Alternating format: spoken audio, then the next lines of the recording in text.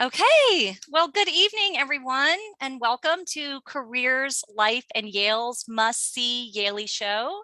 The topic for our show tonight is Overcoming Professional Adversity and Exclusion with Reggie Hubbard, Yale College class of 97. And my name is Yvette Rivers. I am Yale College class of 96. I'm on the Board of Governors. I'm one of the new co-chairs for this Careers, Life, and Yale subcommittee.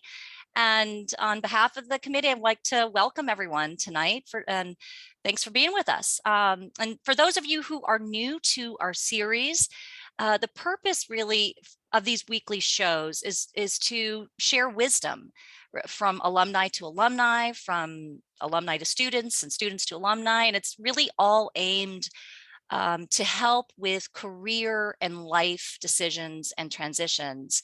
And so we invite you to come back every week if you'd like. We have a variety of programs. Also, feel free to reach out to us if you have any ideas or recommendations for other inspiring Yaleys that we could invite to be on our show. So just a couple announcements before we get started with our conversation with Reggie. We are recording the show, and just so you know, this recording will be available on YAA's Vimeo channel if you want to watch it again or you want to share it with your friends and family, anyone who would be interested in hearing it. Please do stay muted until we get to the Q&A part of the show. And finally, if you have not already, I strongly encourage you to join YAA's cross-campus. Cross-campus is an online community. It has more than 24,000 Yaleys on it. It's sort of like a LinkedIn for Yaleys, including both alumni and students. And it's just a great place to network. And it has mentoring as well. So definitely check it out at crosscampus.yale.edu. And finally, I just wanted to say thank you to the YAA staff that help out with these weekly shows and make it a success. I got Steve Bloom, Chelsea Gladu, and Kate Gustafson. Thanks so much for everything you do. All right, so with that, I am thrilled that Reggie Hubbard has joined us tonight. Reggie and I actually knew each other at Yale, and we were just joking about, when we were at Yale was like right when the internet was kicking off, and I can tell you that we would never imagine that, more than 25 years in the future, we would be talking on a Yale alumni internet show. So it's pretty cool. But we basically fell out of touch for a couple of decades, and we ran into each other at reunion, and I heard about this amazing life that he's built for himself, and heard more about his story. And so I invited him to share his story with other Yale alumni and students. So thank you so much, Reggie, for being here with us tonight. My honor to be here. Hey, Bronwyn, good to see you. It's been a million years. You look great. Yeah, happy to be here and happy to have honest conversations about life. Awesome. So just so everyone knows, what we're going to do in the beginning is Reggie and I are going to have a little conversation, a little facilitated conversation. And then afterward, we're going to open it up for questions for everyone. But first, let me tell you a little bit about Reggie in case you don't know. Reggie received a BA in philosophy from Yale and an MBA in international strategy from Vlerick Business School in Belgium. Earlier in his Your career, Flemish is impeccable. That was beautiful. Thank you. I rehearsed it over and over and over again. No, just kidding. So earlier in Reggie's career, he had a lot of different jobs, different strategic and logistical roles across different fields. He's going to be telling us all about this stuff, but from global marketing and digital and community organizing, government relations, politics, even presidential campaigning. And then in 2014, he began his yoga journey. We'll get to hear about that, becoming a yoga teacher, founding Active Peace Yoga. And in this role, he's led and taught individuals and organizations in yoga and wellness practices. And he also advises yoga communities in the broader wellness industry on the importance of diversity and inclusion, opening that practice up to all and working to eliminate exclusionary cultures and habits. So thank you again, Reggie, for being with us. So why don't we just get started? Let's go. Can you just start off by, let's go back in time a little bit. Sure. Can you just tell us a little bit about your time at Yale, what your experience was like, and just maybe a bit about what you did there set the stage for your subsequent career and life journey So I so was far? first, yeah, I was first generation college. My father didn't go to school, my mom didn't go to school, and I kind of just bust onto the scene and go to Yale, right? So that's kind of how I get down. But I was very social in college. Like, had was friends with everybody. From worked in the dining hall, which was awesome, but also would sneak away to people's whose houses were bigger, whose garages at their houses were bigger than the house that I grew up in, right? And so like it was an interesting experience for me at 17, 18 years old to just hold like space for this stuff and and just make sense of it all. And the other thing I'll mention is that I graduated late. Like I walked in '96 and graduated in '97 because I got a chance to tour with a jazz band. And I remember vividly going to my advisor, and they were like, "Oh, there are going to be consequences for this." I was like, "You forget I'm a Yale student. I read the rules, right? So I can turn this in without consequence after the semester ends, up to 7 years from now." And so Yale will be here when I get back. So peace to you, but I'm going on tour. And so it was a roadie for a jazz band. And guess what? Sterling was still there when I got back, and I planted my ass in the stacks and wrote that essay. And so, Yale was late, but guess what? I got the Yale degree and got the amazing story about being a roadie for a jazz band. So Yale gave me the courage to do crazy things like major in philosophy. Can you imagine the conversation I had with my parents when I told them, yeah, so I'm going to major in philosophy? My dad was like, we didn't send you to Yale to major in philosophy. I'm like, well, you actually didn't send me at all. Like, if we're being honest, like I applied, so it just created opportunities for me to be, not controversial, but just like to take risks and be okay with taking risks on my own. And that set me up for my professional career when I would be, we'll talk about this, but I've been fired, like I've quit so many times, you know what I mean? Like in the same way I could have been like, oh man, I got to graduate on time and turn down this great opportunity. Like, no, I'm going to leave, and Yale will be here when I get back. So just the ability to take risks and try something new, I think was born at Yale as well. That's awesome. And this philosophy major, I mean, Yeah. how did you feel like that was useful for you in the life that you had and the challenges that you've had? Well, I mean, it's always good to be acquainted with the dark night of the soul when things don't go your way, right? And so, like, when, I've been brooding since I was like 17 years old. So I needed like being in nothingness and like, fear and trembling from Soren Kierkegaard, right? So, like, there's a picture, I wish I had it because I would put it on the screen of me in its junior year. I was reading Being in Time from Martin Heidegger. And if any of y'all have ever even thought about reading that book, it's maddening, right? And so like there's this big, thick book of Being in Time, me laying on the floor with like the book on my head and my eyes crossed. So somehow someone got that into like old school laminate picture. But life doesn't always work out the way you plan. Right. And Right. so and sometimes that's the biggest problem we have as adults is when our plans don't work out, what do we do? So the blessing of existential philosophy is that I basically was able to hold space for a whole bunch of contingencies. So when things didn't work out, I was like, okay, I kind of thought about this already, but what about this? Right. So it gave me the courage to be more flexible when things didn't work out as I had planned.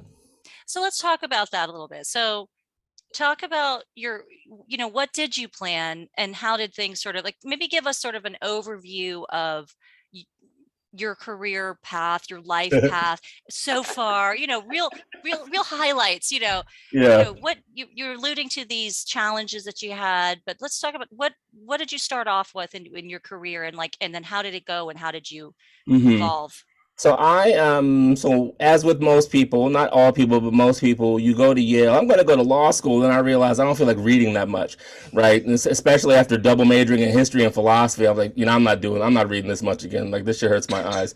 And so, like, basically decided I didn't really have a plan after that, you know what I mean? And so, I basically, my plan was just finish and see what worked out, right? And I got into a conversation with my folks when they were just like, what are you gonna do? I was just like, I worked my tail off to get in and graduate. Getting into Yale's the easy part. Graduating is hard, y'all. Graduating is hard, especially if you're first generation and black, right? So they don't really make it easy for you to get out. Like they made like low key make it easy for you to get in, but graduating is altogether different. But I was like, look, I made it in and figured a way out. So trust me, we'll figure it out. And let's talk in 10 years is what I said to my dad. And so in that 10 years, I left Yale early to be a roadie for a jazz band. Started as a software salesman for a computer, like Web 1.0 software company. Did well enough in 4 years to go from a lowly sales guy to be international product manager. Quit that job when they were super racist in my face. Moved to Rio de Janeiro, and took a sabbatical in Brazil to learn Portuguese and like grow my hair out and body surf in the Atlantic Ocean. And then joined the presidential campaign for John Kerry in 2003 and 2004 because the Iraq War started and I was in Copacabana, right? And so I saw all these things, and this is like 25, 26 years old. So at Wow. 29, I had been a roadie, been a successful product manager and salesman, took a sabbatical, went to Carnival, and then like worked on a presidential campaign. So I went to my dad and was just like, yeah, you thought I was going to be a failure, right? But look at all these things I've done, and I'm only 29.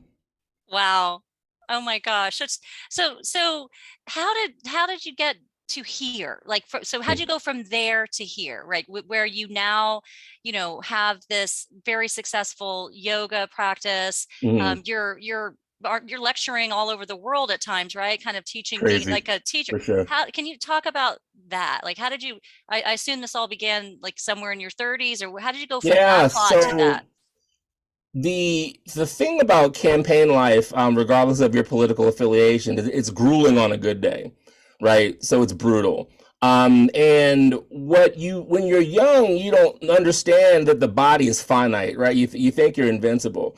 And so I went from when I joined the John Kerry campaign, I just left Brazil. I was like, what I'm trying to find, like I was like this color brown. You know what I mean? And like sun kissed and like speaking like all these other things. And in 2.5 years, I went from like the boy from Ipanema to like a overweight dude with ashen skin, chain smoking parliament, drinking bourbon for breakfast, cursing people out in 2.5 years because of the grind of a presidential campaign and the campaign I worked in Florida. And so I had to quit. I was basically just like, yo, you're killing your, I mean, yeah, I'm for the issues, but there really isn't in all culture, like business, high finance, political as well, consulting, there is no wellness gradient, right? No one really, they want you to burn yourself and run yourself into the ground, and they treat us all like disposable. And so I fell hook for that hook, line, and sinker. And so went to business school in 2009 because I took, like, when Obama won, I was like, this is all I really worked for. I didn't really work on politics to get Obama in office. I worked to end the Bush era. And so like went to business school in Belgium because I was like, I looked around and was just like, so people are making it farther than me, and all they have is a master's degree. And so I was like, so let me get this master's degree in Europe. It was cheaper and easier to get a business degree in Europe for those of you who are considering. Still is. And if you want to study international business, leave the country. Right, like I'm from DC in Brazil. Like I need to go to Europe. See what's going on. I was in Europe that like I had a really, and I talked about this a little bit today on my social media world. Like life went sideways super quick, right? Like I went from like the height, right? So left politics to go to business school in Belgium to only run for class office and win, right? I'm leaving politics, bullshit. Like I ran for class rep and won. And so like I'm in this international program, like interfacing with all cultures, like a delightful experience. And I was published in The Economist in I think May 2010. So that's a pretty rarefied air. You know what I mean? So just to like come in and just be published in The Economist and doing all this other stuff. So May 2010 was on top of the world. June 2010 had an apartment fire. Mm. Whew, and it was my fault. And so went from top of the world to homeless like that while finishing my graduate school thesis, right? So like adversity is just like pop. And for those of you who've been to grad school, unless your parents have means, graduate school is a vow of poverty. Like, and I was at the end of my time, so I was broke. I was broke as a joke and homeless. And to add like existential crisis to existential crisis, my grandfather died in the midst of me being homeless and defending my graduate school thesis, right? So like, and he was my mentor. Bronwyn knows this because we talked about this. He was my elder. Like if people call me a good man, I hope it's in tribute to what he taught us. Missed the funeral because I didn't have money, because I burned my, like all these like crazy concomitant things.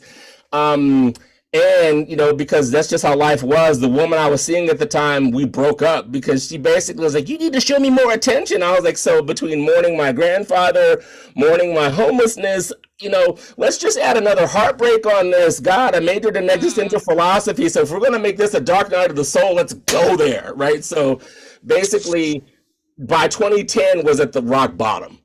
You know what I mean? So broke, like my plan of, I didn't, you don't go, and you also don't go to business school in Europe to necessarily come home with your tail between your legs, right? And so I had to come home because I didn't have any money and I was just broken and grieving, right? So, from 2010 through 2013, I made more money in a fast food job in my high school year, adjusted for inflation, that I did with a Yale degree and a master's degree. Oh, Humbling, goodness.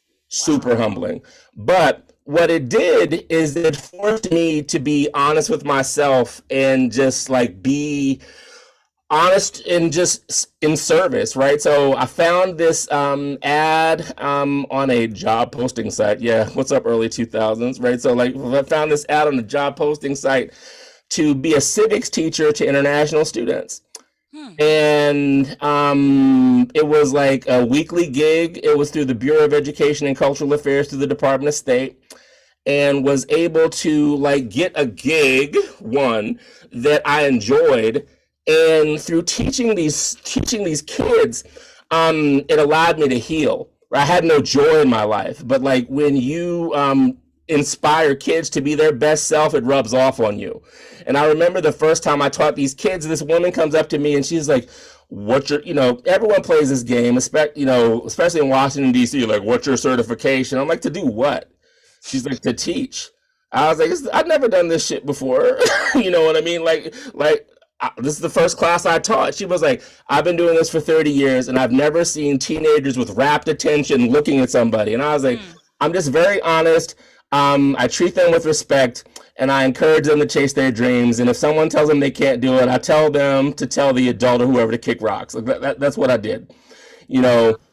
So that showed me that maybe like education or some level of teaching. So maybe I should consider that. And the kids, to answer your question explicitly, this is a funny story. So as y'all can tell, I got stories for days. I'm really trying to put myself on a leash, but because I want to hear your question. But your boy can talk, right? So like these kids they wanted to put together a wellness day, right? So like we were teaching them like grassroots organizing techniques and strategies and all these other things, and they were from the stand, so Kyrgyzstan, Turkmenistan, Uzbekistan. And I'm like, yeah, so y'all want to talk about how to like create conditions to overthrow corrupt governments, right? And they're like, no, we want to do a wellness fair. And I'm like, huh? What? You know what I mean? And so, y'all, I really lost it for about an hour. Like, I was in my feelings. I was just like, I didn't take this damn job to talk about no wellness. I was really just like poo-pooing on their idea. And then my senses came to me and I'm like, why did you have such an adverse reaction to these kids' joy? Like, what's wrong with you, man? And so what it did is it forced me to look at myself. And so all of the damage that I did to myself with the grind of the political thing, I had internalized that. And so I started to not even care about my wellness or care about myself. So the existential philosophy major forced me to be interrogative with myself. And I was just like, yo, these kids want to do a wellness fair and you're shooting their idea in the face. Like that's the worst pedagogy ever, right? And so what I did is I humbled myself, and this is in 2012 when the Harlem Shake was super popular. And so they did this thing called the veggie shake. So like I humbled myself up, like put tomatoes on my cheeks and was a Mr. Tomato or whatever, and and Okay. totally got into it with them. But you know what that did? Is it forced me to reckon with the fact that I hadn't been taking care of myself, my body, and spirit. And so 7 days after that class, I basically took a full vegan cleanse for 6 months to like rid myself of the cigarettes and the bourbon and like deconstruct all the things in my mind that had accumulated because of 7 years of bad habits and political work. So that laid the foundation in 2013. So fast forward. And I had a bad experience. So politics is like survival of the fittest in some ways, especially in the campaign world. And y'all, I got involved in politics to help people, perhaps naively. I didn't get involved to be the deputy assistant undersecretary of who gives a shit. Like I didn't get involved in politics for that. And so when my purity of intention was met with like backstabs and stuff, I really didn't know how to process that at first. And I internalized that a bit. And so basically, very long story short, I worked on the Kerry campaign and basically paid my dues. I was at the DLE convention in 2008 and thought that there would be a place for an Ivy League educated, multilingual, European educated black dude in the Obama administration. And I was wrong. I was on the blacklist for a while. No pun intended. And, you know, that hurt me a bit, right? And so I worked it out in my system, worked with these kids, and I sworn off politics. I was like, look, it's not for me, even though I've got the credentials and the pedigree. For whatever reason, it's not happening. I give up. And my one of my interns from a campaign I worked in Florida, he was in the presidential personnel office, and he was like, Reggie, I'd love to like talk about how you can work with the administration. And I was like, look here, man, you want me to curse you out? Like we're friends. Like I don't really kick it with them like that, you know. Like and so he's like, and I was like, and I told him I was like, I'll only be interested if it's like deputy level, like some unattainable level. So he comes back and is like, you could I'm going to put your name in to either be Arnie Duncan's deputy chief of staff or deputy assistant secretary for international education. So I was pissed because he wasn't supposed to say that. Like he was supposed to be like, yeah, I looked and I couldn't find anything. But no, he's like, I'm going to put your name in for Hmm. both. Yvette, I went for both, made it to the top two for both, got neither. Hmm. Oh my God. Right? That You know, okay. like Heartbreak City. But because a year before I had done all that like psycho spiritual work, I'd done all that running, I'd cleansed my system, I'd gotten into And you had started, Reggie, you had started yoga by this point, right? no, like Okay, so so how did you go from there to yoga? when I didn't get the jobs, it broke my heart. But I Okay. was like, you know, I made a list and I was like, Okay. I'm only gonna do things that lower my blood pressure, are creative, and that I've never done before. So Oh. like let's say like on some true artsy stuff. And one of my friends was like, and so I spent like in the Hirshhorn downtown Washington. They had like a Dali exhibit there, so I spent a lot of time in the Dali exhibit. So super just artsy and free. Um, One of my friends is like, you should come to yoga with me, and I'm like, okay, blood pressure, creative, never done it. Okay, backtracking a bit, someone had asked me 5 years prior when I was in the guts of political work to do yoga, and my response was, I'm not a skinny white girl. Why would I do that? So 5 years changed, that heartbreak changed. I set up this whole new way of engaging with life. So I started practicing yoga as a means of creative recovery from the heartbreak of not getting the jobs that I thought I should get. Okay. Wow. So you went, that's just an amazing story. So you obviously had many challenges Yeah. and struggles and professionally and all that. Yep. I mean, like looking back, if you know, what were the like sort of key lessons like for you that you would share with others who are also encountering different, you know, variations of adversity in their professional journeys or things didn't work out. You know, I'm first gen too. Yeah. And you know, a lot of people who are first gen, you're told the minute you get into Yale, like you're set. You're told Hmm. you're set. I'm sure you got some of those Yeah, for sure. messages and you don't have to do anything. You just like, you're good for the rest. And obviously people's lives don't work out that way. They have these different challenges. So what for you, I mean, I think I've heard a few already, but what are some of the Yeah. key lessons, like what advice do you give to people about how did you overcome those challenges? It sounds, what I'm hearing is, one is like kind of listening to your body, which Yeah. is one, and then recognizing when maybe things aren't working, and being bold enough to do something very different. But what else, like looking Yeah. back, like what was the sort of the keys, what are the keys for you? When something doesn't work out, it can, and it's hard, especially from like a Yale's perspective. Like, it didn't work out, I'm the worst. Nah, it didn't work out. Full stop. Like, just because something didn't work out doesn't necessarily have anything to do with you. You know what I mean? I didn't get those jobs in the administration. That doesn't make me less intelligent. I made it to number two. Like, no one wants congeniality sometimes, but as I progressed in my spiritual practice, it wasn't meant for me. You know what I mean? Like, I had the credentials, I had the connections, I got the interviews, but it just wasn't meant for me. And that's the hardest thing sometimes to accept. But once you accept that something's not for you, then you can figure out what is for you, right? And so, it's the ability to hold space for both and, as opposed to either or. Like, the career path is not a zero-sum game, right? It's just like, if something doesn't work out, try something else. Because the beauty of an undergraduate liberal arts education is that, like, I've got ideas for days.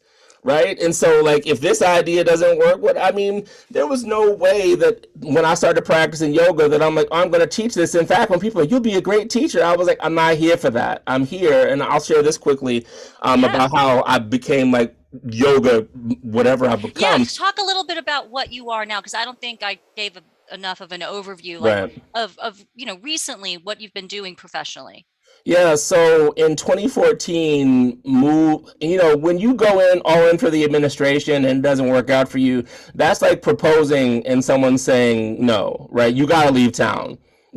Right. I asked you to marry me. You said no. Oh God, I gotta go. Right. And so I had to leave Washington, D.C. because there's no, like, if I went all in for the administration and didn't get in, I gotta go. Like, there's nothing in this town for me.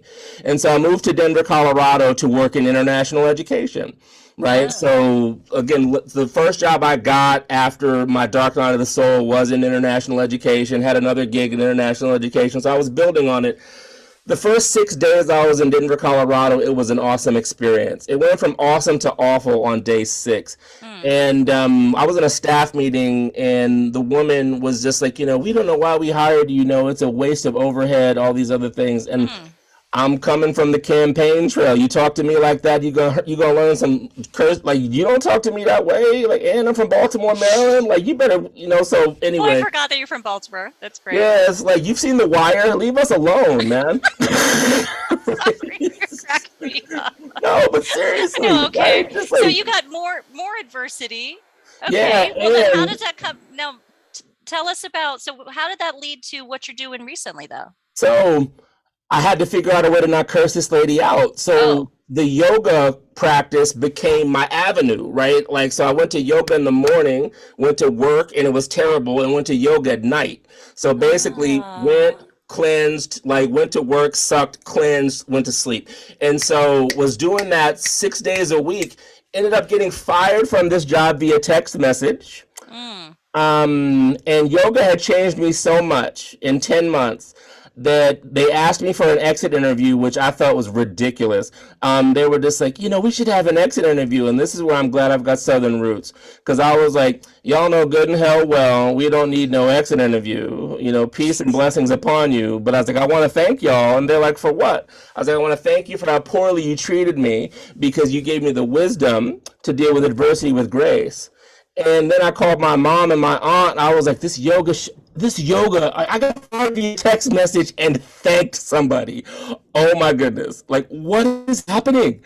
Right. And so at that point of it, I was like, I'm going to do this. Right. Like, this is my practice. This is like this. Wait, what year, Reggie, what year was that? 15 is when I got fired. Okay. All right. So didn't start practicing yoga until I turned 40, which is also interesting. Oh. So yeah, after that I joined the Bernie Sanders campaign, and so I was able to use my yoga practice as a karmic mulligan. So I went back into politics to like clear the slate from the self-destructive thing that happened prior to. And so was like in meetings. I remember when I took the job with Bernie Sanders folks, I was like, look, I don't really do. I'm a yogi now, like for real. Like if this job gets in the way of my practice or my health, I'm quitting. And they laughed, and I went like this, You were serious. like, That's a am I laughing? serious face. No. So they took me in, and we just made magic there, and so was able to basically relive my prior campaign experience through the lens of yoga. So my meetings were short, meditated all, basically able to combine yoga and like my political lifestyle. Bernie didn't win, Hillary didn't win, 45 won.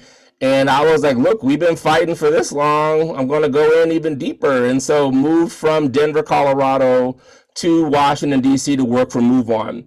And so joined Move On in September 2017 at the height of like the Muslim ban and all this other stuff, and used my yoga practice there to like hold like a peaceful center amidst a swirl of ridiculousness.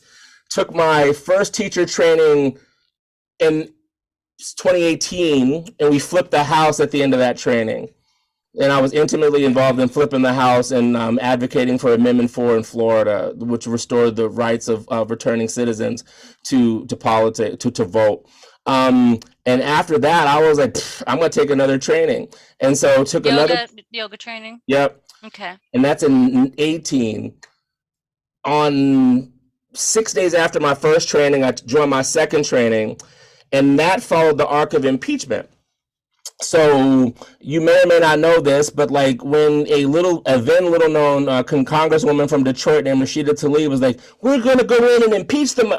That was my party. That came out of my budget. And so Rashida and I melted the internet on both of our first days on the job. And someone emailed me that night and was just like, Reggie, I totally understood. I saw you on TV. I was like, everybody saw me on TV, man. If you know me, you saw my profile, whatever. He's like, no, I understand yoga now. And I'm like, riddle me this, dude. Like, how? He was like, I watched you the entire time. And Rashida said what she said, gives you the microphone. You pause, smile, whisper something in her ear, stay poised, pick up the mic, and keep the program going. I was like, yep, equipoise, equanimity in real life. So when did you start Active Peace Yoga?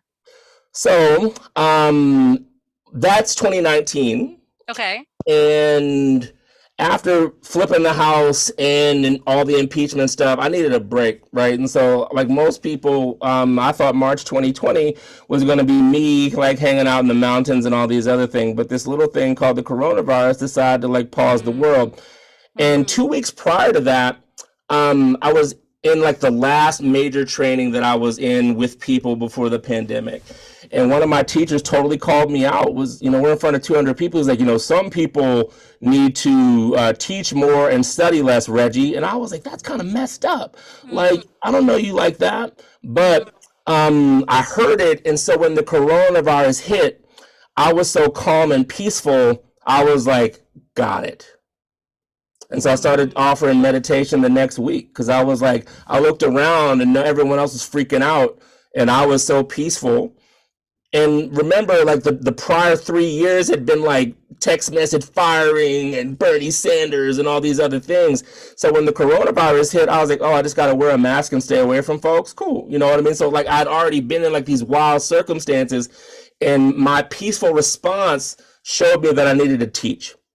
And so launched Active Peace on April 4th, 2020, and have gone from one internet class to now teaching all over the world. Wow. So I don't want to take any more. I want to open it up to some questions from the folks who have joined us today. So although I could literally ask you questions for the rest of this show, which we'll see. But for everyone else who's on the call, you have questions, for Reggie, feel free to just raise your hand and I'll call on you if you want to come on the screen, or you could enter a question in the chat. Let me see, I haven't been really monitoring all that. But yeah, just raise your hand if you have a question or enter one there. But so you just went over this really quickly, but you're talking about how you travel a lot right now. Like, how did that happen? How did you go from opening that practice to, getting invited to speak? So the pandemic, especially when George Floyd was lynched a month after the pandemic began in earnest, it created like a wrinkle in time. It was a glitch in the matrix, right? And so like I looked around, I was like, there are no black men in this game with my political background. And so like I was like, I'm going to start speaking, and I'm not going to shut up until someone takes the mic away from me. So I started speaking when everyone else was afraid to speak, knowing that I was going to make an outsized impact. And so like merging activists, like, cause I'd been like rabble rouser, like heaven raiser. I don't say hell raiser because we're trying to bring heaven in through my activism. I'd been speaking on rallies, but never had like a mic or like an audience or whatever. And so I would be on these meetings with like 200 people or whatever and not know who some of these folks were. So what I'm now realizing is that like some of the people that I gave hope to in 2020 and 2021 are global philanthropists or, global change makers. And like, I don't know what I did for them because it was through this medium, but like they see and were nourished by what I offered. And so now they want to be like, how can I help you? Right. Okay. That's awesome. Jeff, do you have a question? I do. So this is a great discussion. I mean, you got this thing flowing here, Reggie. It's nice to meet you tonight. Likewise. In what you do in the active yoga, is there like core tenets that you've got? Is it framework, or is it kind of free flowing? I'm just interested in how it actually works, if you want. Yeah, so it's rooted in hatha yoga. So like from a postural perspective, like not the I want to be a dancer when I grow up thing, you know what I mean? So it's like pose to pose, focusing on like mind, body, and spiritual alignment, the spirit being the breath. And like finding a sense of equanimity that you can take with you into your lived circumstance, right? So like most people, when they approach self-care, it's like, I'm going to go on retreat and then I'm going to come back and stress myself out. Nah, like, why can't you be peaceful in the stress? Like, that's what all the activist stuff taught me. That's what the Bernie Sanders campaign taught me, is like how to be peaceful when things are crazy. One of the best compliments I've received in my life is from my dear friend, Ayanna Presley. She was like, brother, let me tell you something about you. And if you know Ayanna Presley, you got to be like, oh, what's that, sis? She was like, you're so cool that when you come into the room, the blood pressure drops. And I was like, that is what yogis and Buddhist practitioners want to hear, right? If my energy brings you peace, that is why I do what I do, right? So rather than it be focused on purely a physical orientation, it's using the physical to create peace in mind, body, and spirit, and then living there. Thank you. Yeah. So a lot of what you've talked about, you've talked about challenges and you've talked about feeling excluded. And so you feel like that how does the yoga relate to that and help someone with overcoming that type of situation? Because you can't control what happens to you necessarily, but you can control your reaction to it. Right? I couldn't control being fired via text message. I mean, I love it now. It's an amazing story, but it sucked when it happened. Right? It totally sucked when it happened, but I responded that way. And then I realized, okay, so I can't control that, but I can control my response to that. And in controlling my response to that, again, when I told you the story with Rashida, when we melted the internet, I controlled my response to that. And like various other situations have manifested in my life where, the teacher's like, you should teach more. I could have been like, this sucks. How dare you embarrass me, and run out. But I was like, okay, it's kind of embarrassing, but maybe he's onto something, control my response to that, right? And so like the more you're able to control your response in Buddhist practice, it's called wise action, right? So like rather than being reactive, you can be responsive through wisdom as opposed to reactive. And this is what I say, because I also teach non-traditional audiences. Like I don't teach yoga people. Like I teach like labor unions and nurses and like regular folks. I do teach some yoga folks, but when I have to, but like I want to give these tools to regular people, right? So that they can have peace of mind in their life, because we have a severe mental health crisis in our nation that everyone's pretending and they're wishing it would go away. And so peace of mind, body, and spirit is something that you don't need to be a yogi for. You can be a regular person. And I try and bring that to people through all walks of life. That's awesome. So you've become a bit of an entrepreneur though, right? And Yeah. like, and how did that happen? You know, and was that, did you have any entrepreneurial activity before Active Peace, or was this your first time? It was the first time I took I bit the bullet and took and launched an LLC. You know, like I've done some freelance stuff here and there or whatever, but like when I left my last job, I asked myself the questions like, why? Who says that I can't do everything I want to do? Mm. Who says that? You know what I mean? Like, so if I want to teach yoga, I'll teach yoga. If I want to give speeches, I'll give speeches. I still do political consulting work because I have all the relationships on Capitol Hill. You know, if I want to, you know, like, who says that I can't do all of it? Society says that, but you know, I don't have to listen to society. Thank you, philosophy major. Dorian. Yeah, Reggie, I'm curious. You were just saying there at the end in terms of the different individuals and communities, businesses where you talk with folks, but have you had any universities reach out? Again, obviously I'm trying to project this onto my own college experience. Right. If you going back in time, wish you'd known some of these things, the life experience probably, but I'm just, is that something where you've had an opportunity yet to try to bring this mindfulness to college students or high school students? Yeah.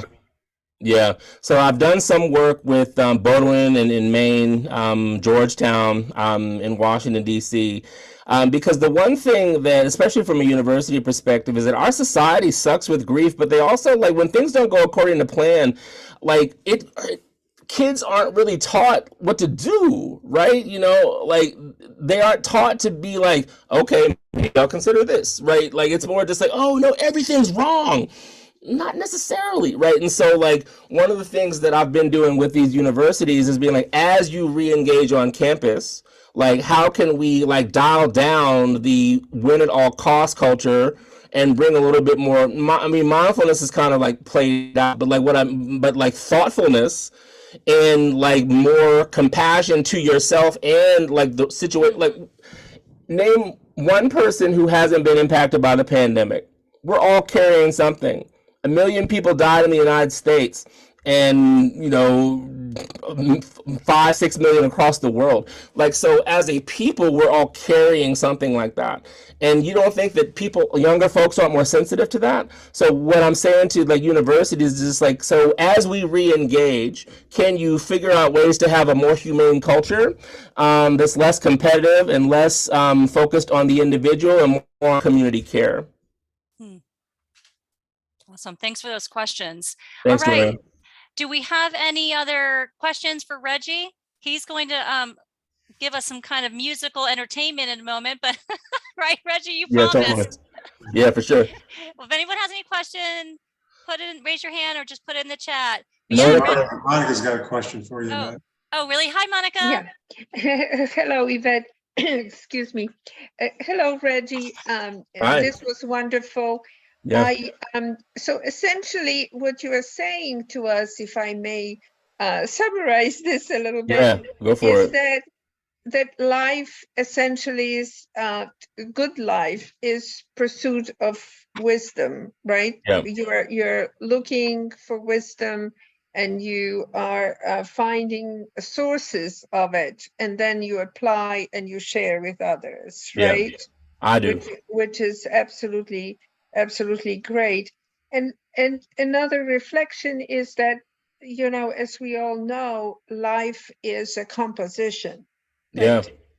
There are all kinds of strange things that are happening, and you gave us a rundown of one life that goes through all those meanders and Yeah. yet ends up, you know, with the wisdom that you gained. So thank you very much.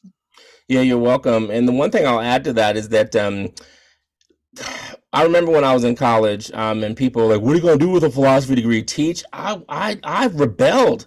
Was like, I want to be no dad, just totally just went off the deep end.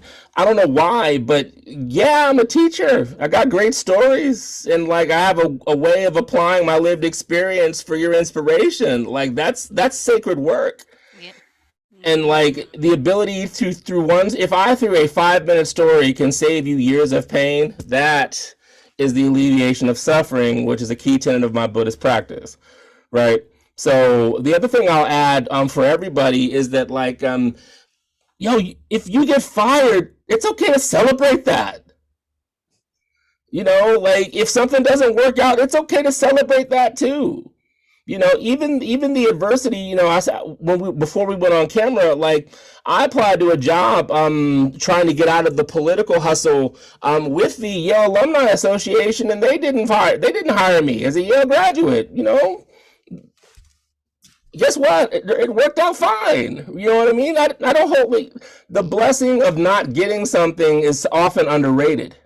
Hmm. Like me not me not getting fully accepted into the job that like I fired via text message. Guess what it gave me? It gave me my yoga practice. It gave me a kick-ass story that's going to be an anchor for one of my books. You know what I mean? Like it gave me an opportunity to leave something that was a dead end anyway. Mhm. Right. And sometimes when you get fired or things don't work out, it's a cosmic pat on the back, be like, you don't need to be here. I'm saving you from something. Like, you don't need to know what, like, at Yale's, we want to know everything. Sometimes you just need to put two hands together, bow your head and be like, thanks. Like, thank you That's for saving awesome. me from that. Yeah. So Bronwyn, I noticed you came on camera. Do you have a question? Hi. Long time no see. Hi. Hi. I'm so happy to see your familiar faces. Um,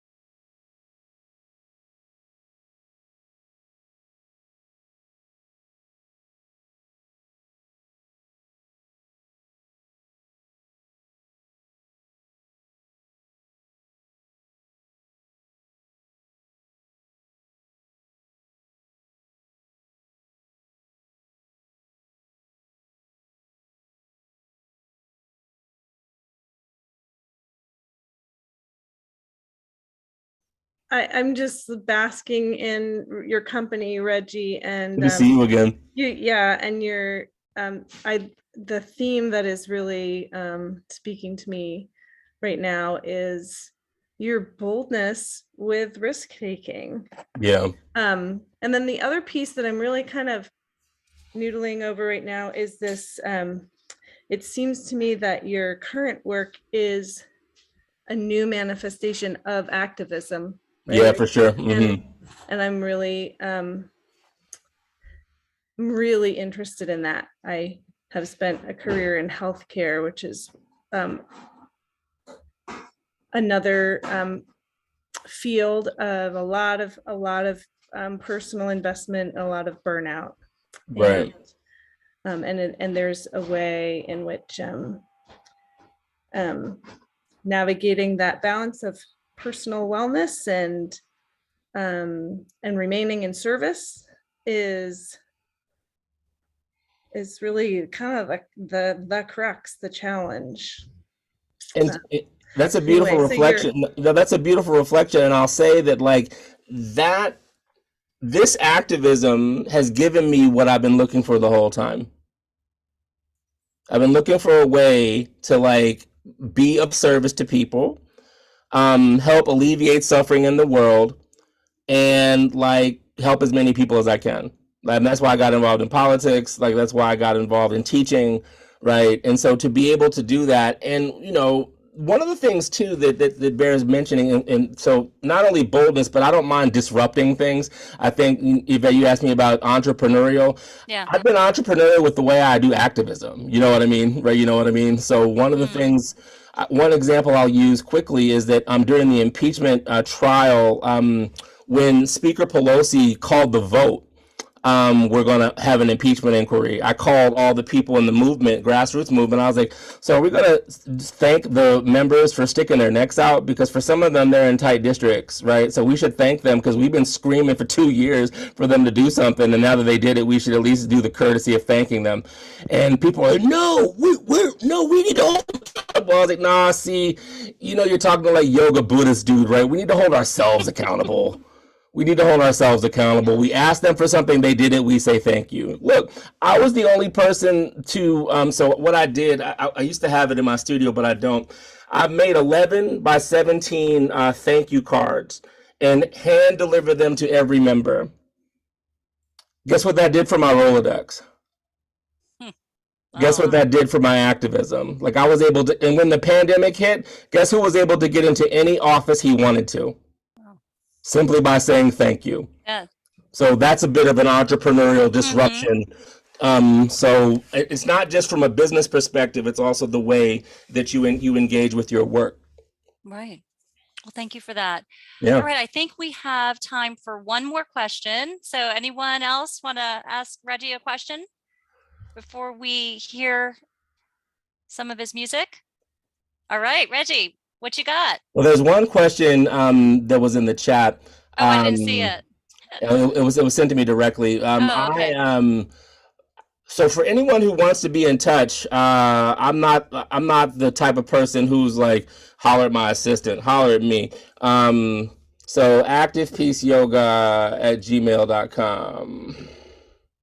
If you have any questions, if as you like chew on these things, because I don't know, Yvette didn't tell you, like I'm a lot, right? Like, so there's a lot of energy that's just like coming through this people. Like most conversations are dignified, and you know there's a place for dignity, but I like a little passion in my life. So one thing I'll share before I play for y'all is that it's okay to take risks, y'all. You know, Yale has equipped you not just with the resources, like in terms of personnel, but like mentally to figure it out. You know what I mean? Like, I didn't know what I was going to do until like I sat in meditation and was like, who says that I can't put all this together? So I'll just make Active Peace LLC and I'll do my teaching practice. I'll do my political stuff. I'll do my like speaking engagements here. And I can choose how I want to invest my energy. Wow. Awesome. Right? Risky, sure. But guess what? This risk makes me so happy. And, you know, if you don't remember anything I've shared with you, remember the following two things. Peace of mind is sacred, regardless of your field, right? You can't have a fresh idea from an exhausted mind. It's impossible.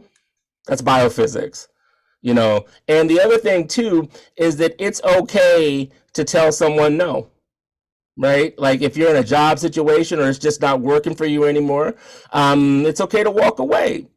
Because every job I've quit, believe me, like my journal is full of pages of like, what am I doing? This is so stupid. Why am I leaving this good job? Blah, blah, blah, blah, blah.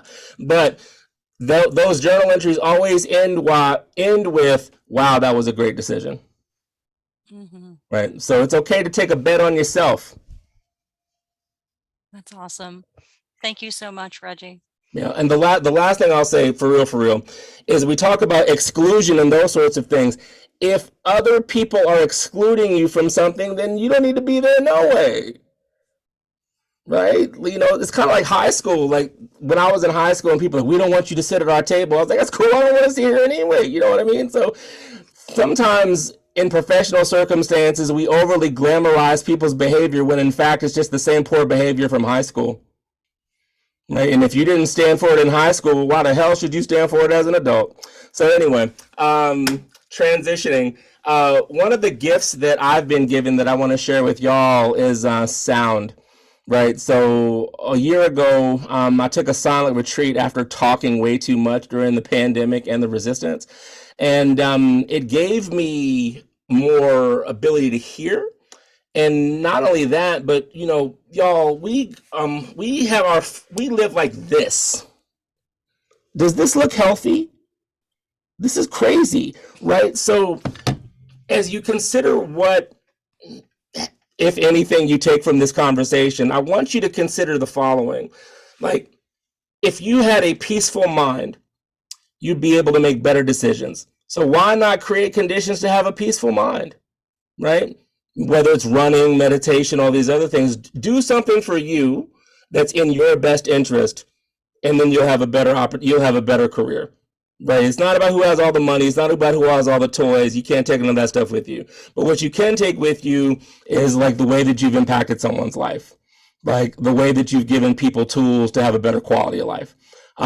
So that's what I hope to do with you. So what I'm going to do is at the end of that retreat, I kind of went nuts and bought like about 100 antique sound bowls. Yeah, you heard that correctly. And what I've been doing is just playing them, right? And so just noticing, like, whenever something crazy or I have like a thought that's not the kindest, I'll be like, and it stops, you know. So what I'm going to do is play this bowl here for you and a couple of other things to leave you with a bit more peaceful of mind, right? This bowl here is 350 years old. So probably older than all. What's up, Jorge? Right, good to see you, brother. Like, I want to share this sound with you. So imagine you have a 350-year-old friend, and whatever's troubling your mind right now, the whispers of your friend are telling you it's going to be okay. Right. So there are 33 of us here. So I'll play this 11 times. So we'll split the difference. And just notice how you feel after hearing this 11 times. So don't sit hunched over, work the shoulders out a bit, and just bring a little movement into the upper torso. And what if peace of mind was this simple?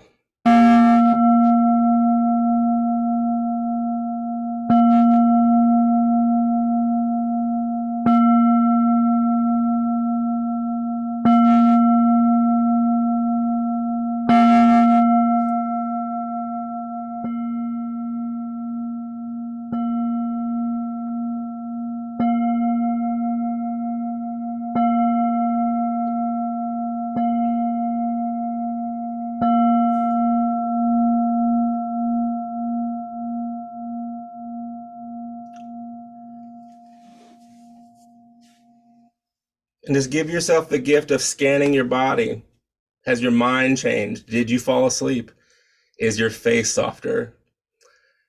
And imagine encountering life from this place as opposed to, what about this? What about this? No, this is all you need to worry about. For my music nerds out there, this is an A sharp in the third octave.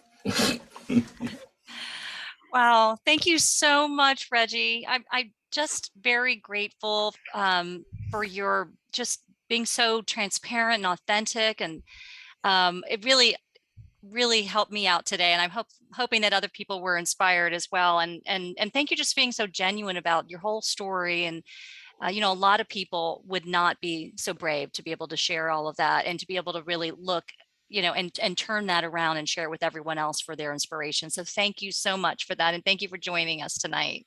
Yeah, my absolute pleasure. And I did want to let everyone know just one final announcement. I know everyone's ready now to go hit the sack. We're all relaxed. But next week, if you want to join us, we actually have another show on a Wednesday night. It'll be our last one on a Wednesday. We're going to go back to Thursdays after that. But next Wednesday night, we have a show on the future of Chinese food with Lucas Sin, who was class of 15. So should be really interesting. So please join us, or any other future one. And again, if you have any ideas about anyone else, some other must-see Yaleys like Reggie, let us know and we'll get in touch. So that's it. I hope everyone has a wonderful night. And thank you again, Reggie, for joining us tonight. You're welcome. One last thing for real. Okay. We live in a time now where all bets are off, right? So as we reemerge from the pandemic, lean into your creativity and wow the world with your creative brilliance. Don't do the same old same. It never worked in the first place. Be courageous to try something new. The worst thing it could do is succeed. And that's all I got. Absolutely. Thank you again. Great job. And good night, everyone. Till next time.